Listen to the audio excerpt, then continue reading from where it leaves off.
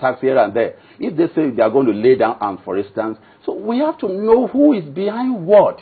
Who are these people? They are not greater than the state. They are not greater than Nigeria. Apprehend these people. Let the law take its course, so that it will serve as deterrent to others. It's not a matter of granting an amnesty. They have committed crimes. In fact, they have committed mass slaughter.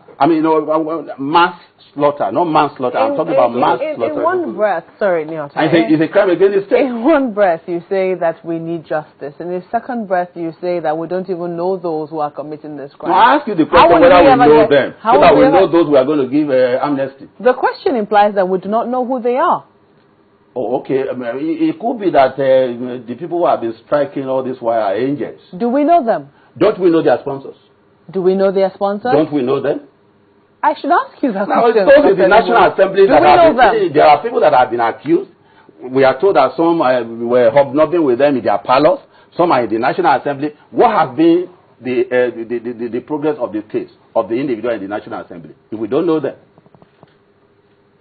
Now, don't you think that even the statement itself that they should be given amnesty, it sparks, let me say, it marks of connivance, a kind of hidden knowledge that some of us don't know. Dr. Adegbulu, if you're asking for amnesty, are you not indirectly supporting that what they are doing is justifiable? That it is because they have been marginalized, that's why they are taking arms against their state? Are you not thinking that way? Dr. Adegbulu, and yet we say we don't know them. Our last guest talked about the fact that those that have been in the trenches, as in the military that have been in the trenches, know what the impact of force will be. Now, and they are suggesting the carrot and stick approach. We've been using the stick, according to our last guest. It's time to bring on the carrot. If you were to advise in this, using this trend of a carrot and stick approach, what would your advice be in terms of how should it run? Because I've never been in favor of that, it will be difficult for me to give a suggestion. But if you want me to give a suggestion on carrot and stick, I would say one of the carrots should be to declare the state as Sharia state, theocracy. Because that's one of the cardinal points these guys were asking for. If we are ready to declare theocracy on Nigeria, that's a very big carrot. And I can assure you, after declaring that, you wouldn't see insurgency. Okay? Except those who are hungry, who just want to, like what we see in the Niger Delta after the amnesty. Some people are still aggrieved. Maybe something did not reach them. They want to make some statement that we are still here, so the goody have not reached us. No? Except those. But after theocracy, you see what happened. So that's why I agree with Ian on one of his points. True federalism. Self-determination. We have been calling for this for years. But there are some individuals who are just afraid of this thing, mortally afraid of it. Now, if we have true federalism, people will have self-determination. Those who want to be ruled by a theocratic system of government, they will be free to do it. Those who want to, be civilized, and follow whatever course of action, true federalism. Why are we lying? Why are we living a lie? Why are we deceiving ourselves, playing the ostrich, thinking that all is well when we know we are in trouble? What is wrong with true federalism? Who are the people afraid of true federalism? And yet we want to throw a carrot and stick. We want to give amnesty. There will be no end to amnesty. Mark my words. What do you think about the president's his planned visits to Borno today? He's the president of the federation. He can visit anywhere. He has visited Lagos before. With respect to addressing this violent insurgents?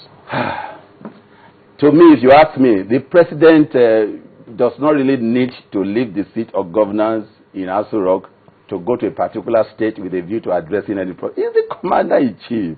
His words alone carries a lot of weight. He doesn't need to go there physically, but for God's sake. He's come under strong criticism for that he's left the people of that state alone, and they don't feel like is his physical visit going to put food on their table? Is the physical visit going to deorientate them? Is the physical not visit the militants, the people of Borno State who are affected by this violence? Don't you think that the president's visit to them would actually assuage, would even make them feel that yes, they're still loved and they're still very much a part of this country. How many times has the president visited Lagos, to sympathize with those who are affected by flood? How many times has he visited other areas in the Niger Delta and in the eastern, in the east? Oh, he has. Those who have been affected by erosion and all that. And how, if he has, how has the visit, bettered their life? So we are not talking about physical visitation. No, we are talking about policy that will affect their lives. It doesn't need to. Yeah, but I don't need to know the president one-on-one, but the policy will reach me. Are you saying that, that the president's visit has absolutely no impact whatsoever? I'm saying that that's not the priority. How many settlements will he visit? If he's visiting those who have been affected, what about the people, the Easterners who were killed by the activity of the Boko Haram? Will he go to Nkalagu? Will he go to Owerri to go and visit them? Or will he go to Enugu to go and visit them and sympathize with them? So how many such visits will the president make? That's my argument here. He doesn't need physical visits. Malcolm. All right, Dr. Femi Adegbulu is a lecturer at Redeem University and historian and also a security consultant. Thank you for coming on this morning. My pleasure always. We'll be back in just a moment here. Join us again.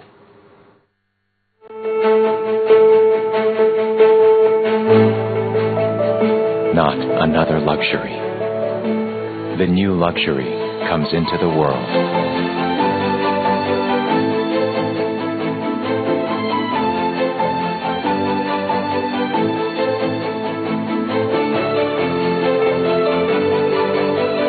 Experience new luxury. Kia Quaris.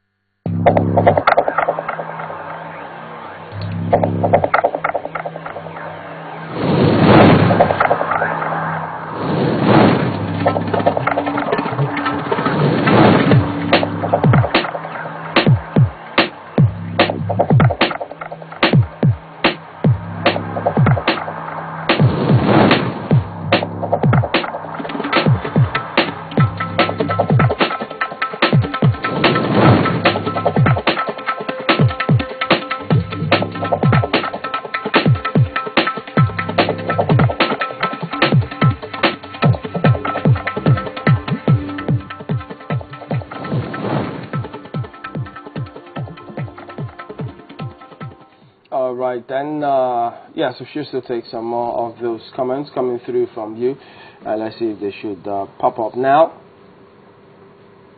Okay, Azuka says, some in the South took up arms and got training abroad and fat pay. Now Boko Haram is in focus. Must the common man take up arms to get government attention? And Bright says, whether there is amnesty or not, the lives of those killed in this crusade must be considered. Okay, well, that's what we've already covered today. Thank you very much indeed for watching. We'll see you tomorrow. I'm Chamberlain Uso. Well, thank you for watching. I'm Maokwe Ogun. And I'm Nelson. Have a great day.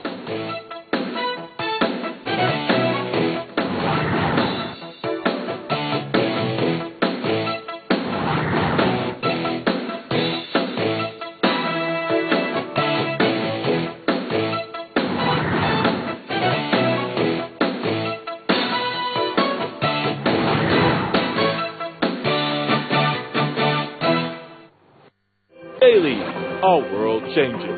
Sometimes it could be tough to keep up with these changes. Some other times, communicating these are even harder. Our job here on Sunrise is to break it all down for you not just to understand, but take the